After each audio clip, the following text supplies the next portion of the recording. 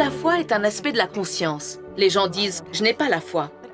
Mais en fait, tout le monde a une sorte de foi. On a foi soit en une possibilité, soit en l'existence de cette possibilité. Et d'une certaine façon, on a plus foi en le pouvoir du cancer de nous tuer qu'on a foi en le pouvoir de Dieu, des miracles, de la possibilité infinie, dans le pouvoir de toutes les forces que nos yeux ne peuvent pas voir, que nos mains ne peuvent pas toucher, qui interrompent le pouvoir et la trajectoire de la maladie. Ce n'est donc qu'une des nombreuses façons par lesquelles, en changeant notre manière de penser, on n'a rien de moins que la capacité de renforcer nos systèmes immunitaires. On sait maintenant que les participants à des groupes de soutien spirituels, vivent en moyenne 2 fois plus longtemps après le diagnostic d'une maladie potentiellement mortelle, que ceux pour qui on prie sortent plus vite des unités de soins intensifs.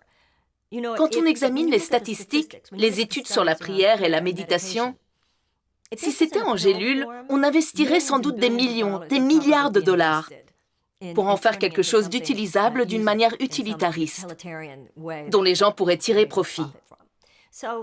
Donc, l'idée de foi, cette idée qu'il n'y a pas de pouvoir extérieur, mais un pouvoir intérieur qui peut faire pour nous ce que nous ne pouvons pas faire pour nous-mêmes, et qui est un changement de paradigme qui s'applique à bien plus que la simple guérison du corps. Il s'agit de guérir nos vies. Il s'agit de guérir nos vies parce que le mot « saint » et le mot « entier » désignent la même chose. L'Esprit Saint est l'Esprit entier. Et l'Esprit entier considère le monde matériel comme une vaste hallucination. L'Esprit entier sait que le monde n'est pas son foyer. Ce corps n'est qu'un costume, et l'Esprit ne s'arrête nulle part. Et en ce sens, votre esprit ne s'arrête nulle part. Il n'y a donc nulle part où vous vous arrêtez, et où je commence.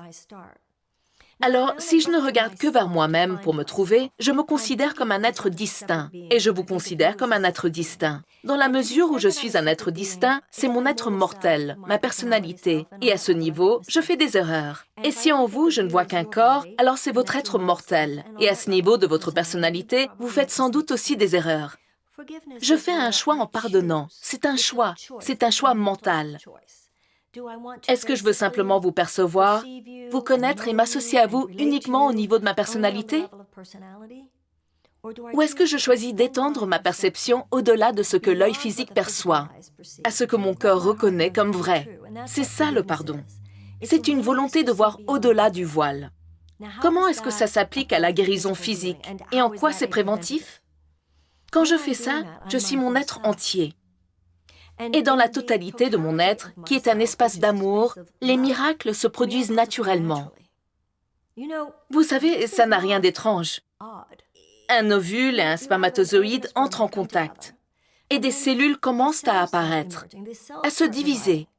Elles se mettent à collaborer et deviennent des cerveaux, des os, des yeux, des doigts, des orteils, des cœurs et des foies. Il y a une intelligence naturelle qui fait passer ces cellules de l'état d'embryon à celui de bébé. Une intelligence naturelle qui fait passer le gland à l'état de chêne. Une intelligence naturelle qui fait tourner les planètes autour du Soleil. L'idée ici, c'est que cette même intelligence naturelle qui a transformé votre embryon en bébé, cette même intelligence naturelle continue de fonctionner dans votre corps en ce moment même. Vos poumons respirent et votre cœur bat. Depuis des millions d'années, nous n'aurions pas pu évoluer en tant qu'espèce. Et ça s'applique au niveau psychologique et émotionnel, mais aussi au niveau physique. Nous n'aurions pas pu évoluer sans avoir un mécanisme qui nous permet d'encaisser des coups. C'est ce que sont la maladie et la blessure, des coups qu'on encaisse. Mais le système immunitaire permet au corps de rectifier ça. C'est un principe métaphysique. Ça ne s'applique pas qu'au corps. C'est l'idée que l'intelligence de la nature s'auto-organise et s'auto-corrige en même temps. Donc, dans le corps, quand le corps a pris un coup, le système immunitaire existe déjà. Mais quand notre esprit n'est pas entier, on ne laisse pas cette intelligence de la nature nous pénétrer. Quand je vis ma vie sans permettre à l'amour d'inonder ma conscience, non pas qu'on soit des maîtres éclairés habitués à ça, mais dans une existence normale, quand je pars de la perspective de consacrer ma journée à l'amour, quand je veux envoyer de l'amour sur chacun avant d'entrer dans une pièce, en sachant juste que mon seul objectif dans cette situation est de bénir les gens, mon intelligence naturelle est prête. Ça s'appelle un miracle. Le miracle est un passage de la peur à l'amour. Et chaque pensée affecte le corps, ainsi que tous les autres aspects de notre vie.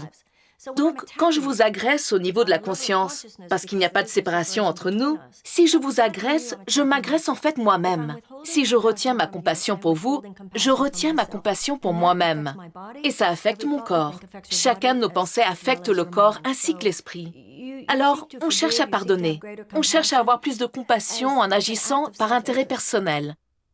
Ça fait partie c'est de la médecine spirituelle. C'est pour ça que l'approche intégrative pour guérir concerne le corps, le mental et l'esprit. Le mental affecte le fonctionnement du système immunitaire. Et ça nous aide aussi à nous maintenir en bonne santé.